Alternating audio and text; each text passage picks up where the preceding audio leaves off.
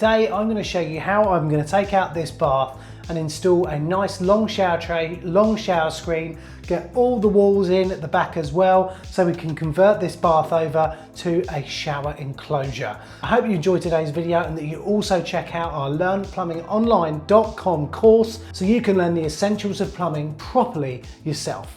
But without further ado, let's get on with this video. Remember to hold tight, yeah.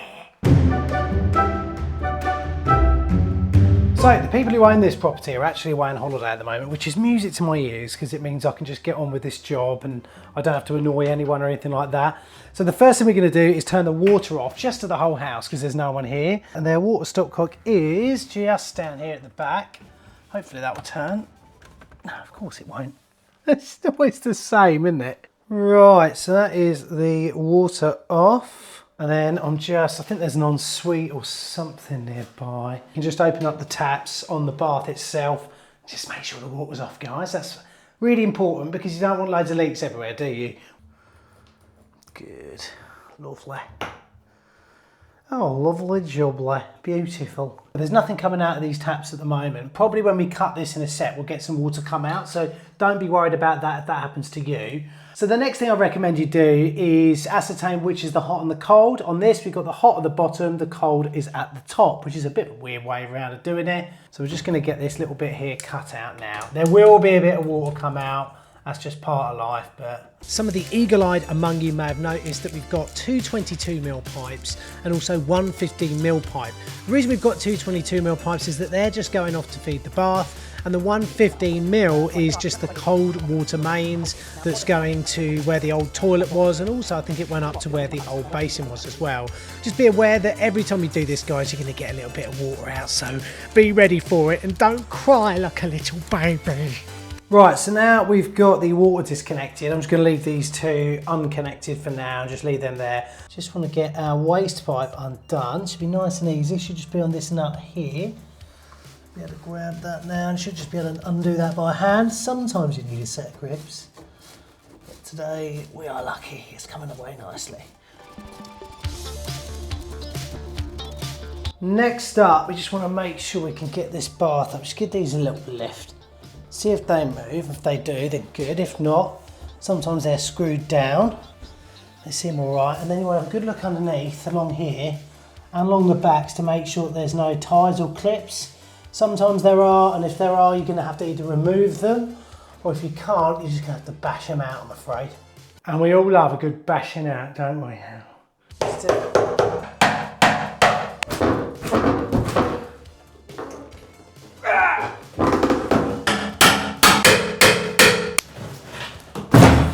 Ha-ha! There we go.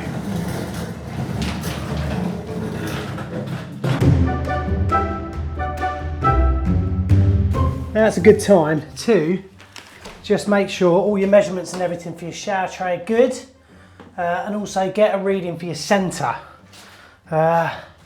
Just be careful when you cut these.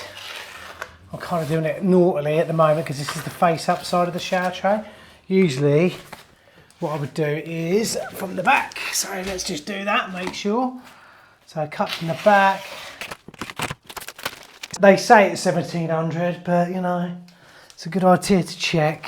From that, we can pretty much get where we want the centre of our waist. So 35 by 27. 35 by 27. Whew! Good stuff, this is going well. So we've got to dig out this little bit area here. And what I want to do is to keep our flow rate as up as possible. I want this to be a 45 here, just a nice little 45. And then, if I look right down here, you'll notice that our 1.5 inches actually goes under the floor level, which believe me is music to my ears. So what I'm going to do, I'm going to dig a trench all the way along there to keep that pipe so it's below ground. Also, you notice that we've already got the basin waste that they've kind of teed into the bath waste already, which is a little bit So what I'll do later on when we actually do the basin, I will put a new boss in that further up and we'll boss that into the 4-inch separately. So then we've got a separate waste for the shower and a separate waste for the basin. Let's get digging out this lovely little bit here. Hello, I used an SDS drill to dig out this bit. It was much fun, everybody. Right, so we've got a nice little gully just around the back here that we're going to be connecting up to in a sec. What I would recommend you do though is either lay the shower tray down on top of this and be happy with the position that it's in, or connect this up to the shower tray now, but sometimes that can make it a bit difficult to lower it down and in because you kind of want the hole there so you can grab hold of the shower tray when you're lowering it down. It's totally up to you. I want to put a little stub on here and a 45, and then later on we can get that little bit connected up. That might be my little plan for this. Right, so we're just going to get this laid in. Just want to see how it goes down. Oh, not now, Dad. That's my dad ringing me. Daddy-o, how are you? Right, so the bubble on here says that, annoyingly, I mean, even the floor tiles are out by the same amount. So I've just popped a couple of packers around the back there just to sort of get it nice and level. But it does look like we've got a little bit of an issue here when it comes to being in or out of level on this. Thing is, I kind of want to lift this up a little bit as well so we get a little bit more drop going back down. This is going to be getting tiled over, so we're going to have a nice little bit of depth but under here to be able to get rid of that. So let me just have a go, see what I can do. Oh, I love my job. Oh, yes, I do.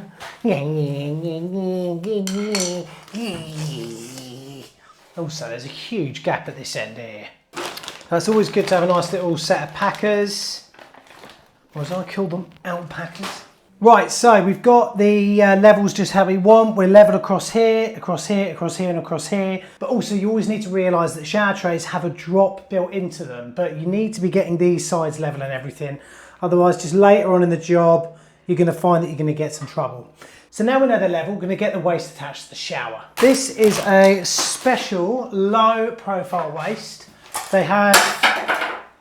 Effectively, what they're actually designed like is what we call a fanny trap, and the reason they're called that is because of this bit here. It's a bit naughty, sorry.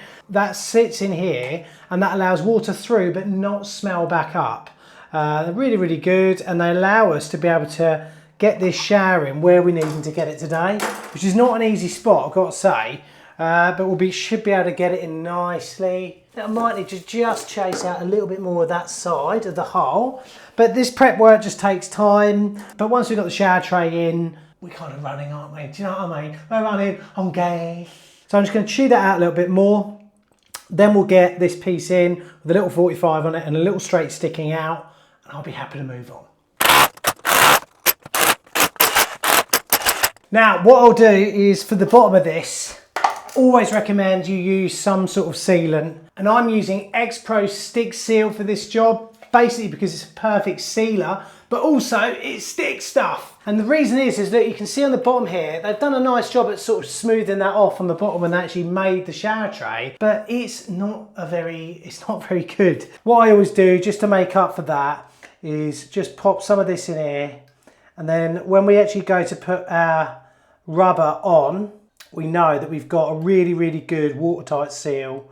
And also this isn't going to move or anything like that in the work that we're going to be doing on this in the future. Always put the cap on that, nice little thing. You get that on most of them now, but X-Pro Stick Seal always comes with a little cap. I'll leave a link to X-Pro Stick Seal below, and they are the sponsors for this series of videos. I'm doing this, the basin that we're doing, the shower, the screen, the walls, everything on this job.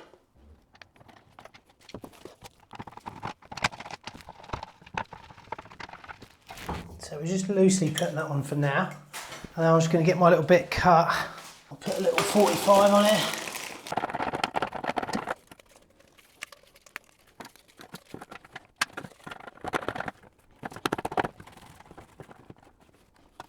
Right, let's hope that one all goes in nicely now. Because we've had to build, look guys, we've had to build this up quite a bit now. Because we need our drop from this pipe down to this pipe, which is what I call our fixed point. We can't change that point, and we need this pipe to drop down there all the way. So we've had to build this up a bit to get that drop, which means usually what I do is I'll have tile adhesive and I usually comb it out like really nicely and get a full bed.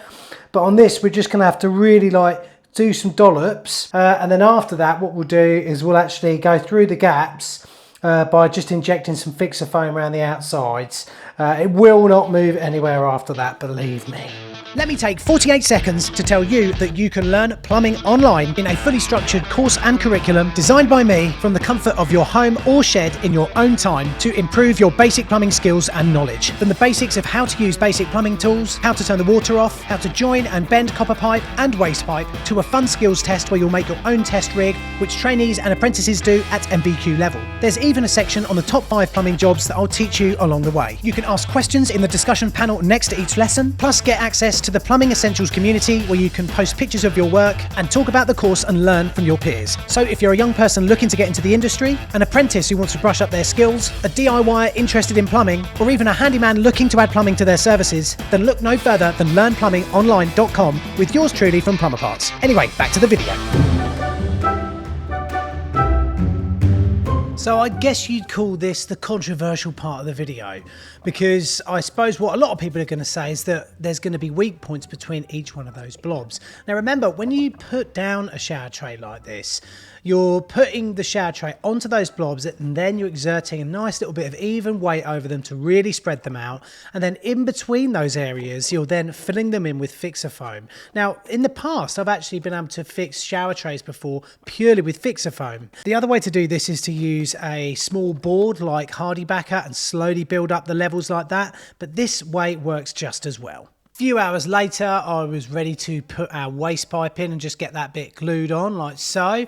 So that's in. And then over at the other end, I used a compression fitting to go onto that because I didn't want to pull the old gold pipe out of the socket that was going into the 4-inch because I've got to say I wasn't 100% sure what size it was. So I thought I'll use a compression just to bring that over. That should be fine, and make sure that those sizes go together okay. Just grab yourself a bottle or something. So just pour a little bit at the furthest point.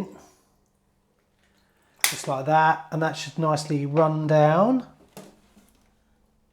As we can see, it takes a little time, and it's running down nicely. It won't go fully into this because I always leave this protective film on until last. But as long as you've got that in there, and like I said, look, if you actually look at the shower tray, the drop is already built into it. So there you go, guys. Shower panel is down. Look at that, it's beautiful. So our bathroom is just down there. Doesn't get much easier. Over here we've got a hot water tank and we're on a pressurized system. Let's have a quick look at that. And because I've knocked the water off at the mains, this is just off, okay? There's already a shower valve for another shower here and it's just down here out of the way.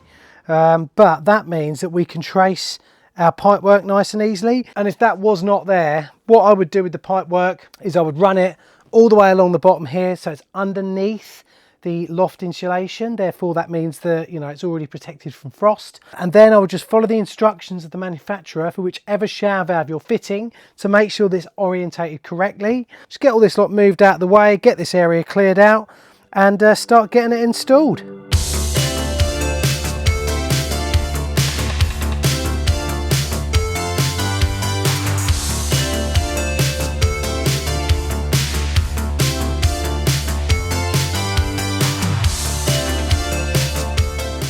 Right then guys, all done there. I will be wiring up and doing the outlet on this later, just because I want to get down and get some of these shower boards on. That's where this job will really start to kick off and look good, using some of my beautiful X-Pro stick seal. Hell yeah, boys!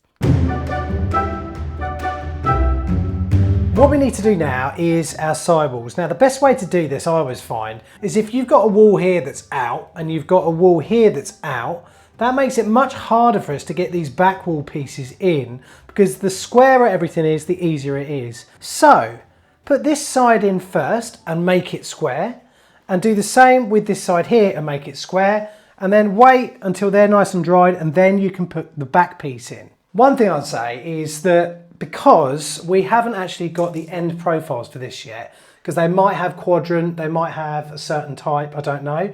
What I'm going to do, I'm going to pop a few packers down on this side here, so then you can actually, it leaves a little bit of a gap between our panel and the wall, so we can slide those in retrofit. That'd be the perfect way of doing that, okay? The first thing I'm going to do is measure my shower tray to ceiling along the whole length of the shower tray, go outside, and then I'll show you how I cut these, because there's a couple of ways to cut this stuff, especially when you've got this type of stuff to cut. You don't really want to be using circular saws on that because it's too violent. You're much better off either using a nice fine tooth hand saw or what I'm going to use today, which is my oscillating multi-cutter. And I'll show you how I do that.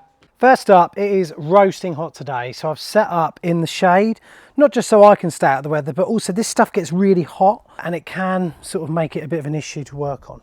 First things first, top corner. And then we know where we're measuring off. 2325. 2325 to there. And then we're going to measure over from the edge of this, not the tongue, okay, because I'm going to cut the tongue off in a sec. Just going to measure that over 700 to about here. It's super important now that I go back inside and just remeasure that. Please do that, please. Right, now, recommend when you're cutting this stuff, good idea, now that I've made sure they're both correct, just pop a clamp on there. And now we can just nice and easily cut this without having any worries whatsoever.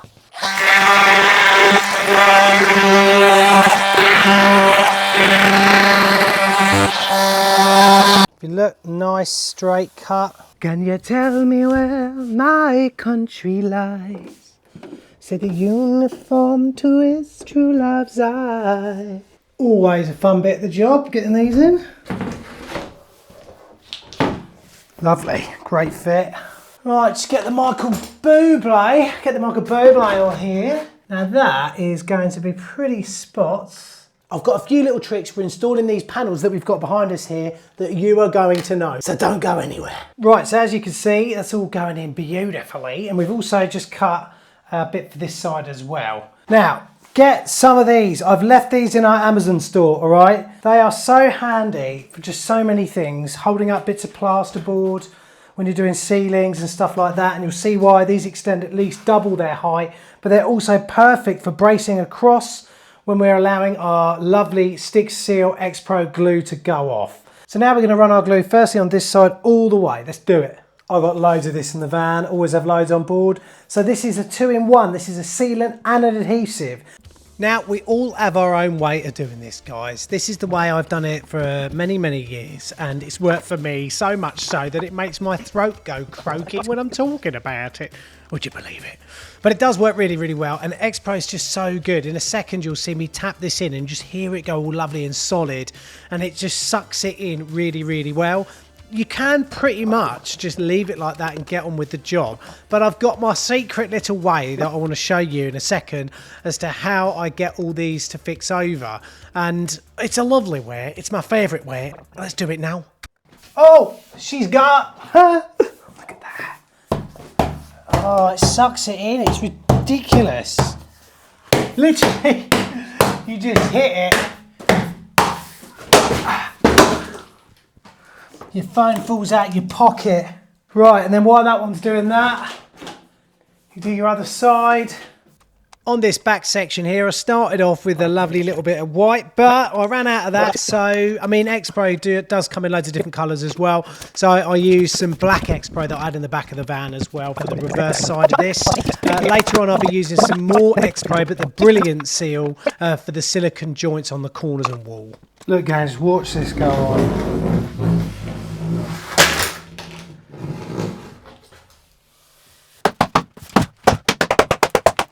Right, now my little secret weapon. Put these out. And a few hours later, we can pop back. Just pop this like that. That comes off, beautiful. And the same goes now. We're gonna do our big panel, and then our slide-in panel will just go at that end there. Or should I do that the other way? No, big panel, then the slide-in panel. That's what I'm gonna do. Let's get on with it.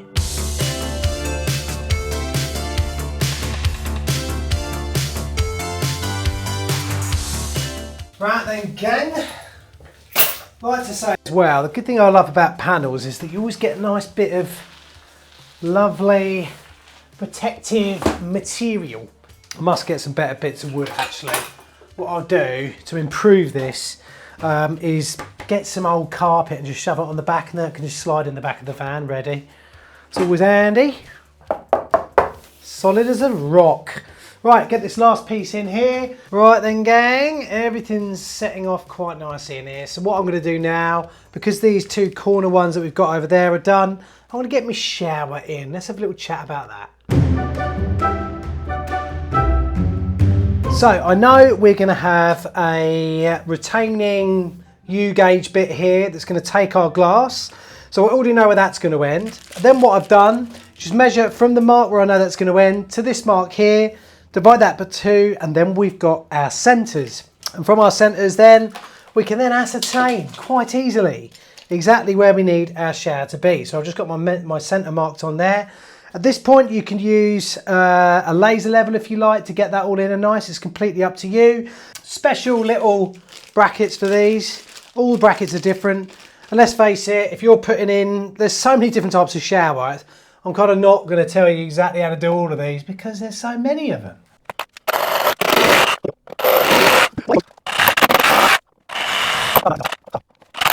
So get the top bit drilled, feed that all the way up and through. We're ready to fix this to the wall. God, I missed a joist. This is insane. Once I got all that installed, it looked lovely, just like that. And I did connect the 15mm up at the top. It's all push fit, it's nice and easy. After that, I got my profile holes marked and screwed before I do any of my silicone work. So the reason I put that in now, right, is because even when you've put silicone down and it's been there for a few days, any dust that comes down on top of it still just sticks to it a little bit. It's sort of got this clagginess and I find it annoying to get off. So what we're going to do, we've got those drilled now. Now I'm going to go around the bottom. So a few things you have to do every time. Here we go. Number 1, run your Hoover around a lot. Number 2, you want to now pull back the protective covering, right? But only so far as to about here, so it doesn't get in the way of when you're doing your silicone in. The reason for that is it's just good to have protective covering down for as long as possible. And look, just leave this here, leave that bunched up there, that's all good, no one cares. Next up, choose yourself some X-Pro Brilliant 365. I'm going to do white on the bottom here. I use the BDEC Professional Silicone Profilers and I'll show you how I use them now. Really, really simple. Here we go. So we've cleaned this whole area out now, starting in the corner. Just going to pop my bead into there, nice, and get that running. There we go.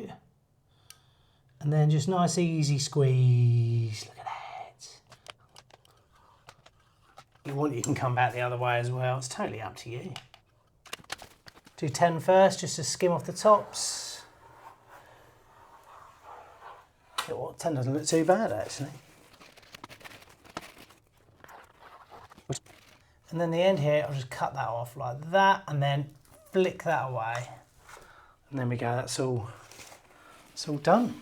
Now, the most important bit now is just to go around the shower and then wait until tomorrow to do your walls. It's so important.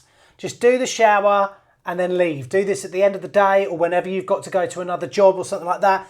Do the bottom of the shower tray, leave the room. Don't come back until tomorrow. Right then, gang, time for us to get on our profile here. I'm just doing the profile now with a little bit of silicone behind it. I always put clear silicone behind my profiles and then I'll just clean them up afterwards. The reason I use clear is just, you know, you've got silver, then the colour of whatever we're on, and I just think clear doesn't confuse it all that much. It's just a less thing. So I'm gonna go and get myself some clear X-Pro out of the back of the vein. Let's go get some.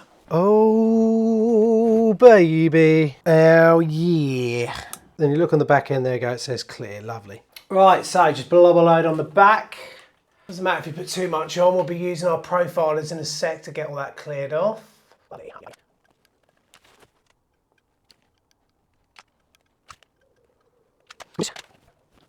Right, turn this round and I've got all my bits on here at the bottom, so line that up at the bottom first. I'll just hold for a sec. Hold! I'm going to screw these up by hand because I'm a good boy. And then I'm going to wait a whole day before we put our glass screen in, just to let this all properly go off and get nice and set.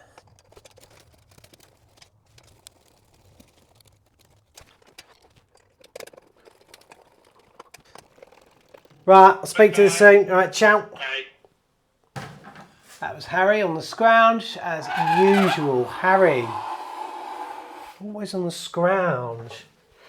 So we're just getting these scraped out, these corners. So this is quite possibly quite a heavy shower screen to lift on your own. And I use some little orange plastic suckers that I do wet a little bit beforehand, and also I practice just lifting the shower screen up and down a couple of times as well to make sure that it isn't just going to fall off in my face. Run a good bead of clear seal, silicone seal up the back of the U gauge bit, and then once you've got that fixed back, silicone seal in clear all around the bottom on both sides. And then leave it until the next day to put your cross bracing piece in from the top over to the retaining wall on the other side. That will stop your glass shower screen from wobbling about and everything. And then once it's all done and you've siliconed up all the bottoms and the corners and everything's done and it looks nice, this is what it should look like. Right then, gang, that's the end for this video here.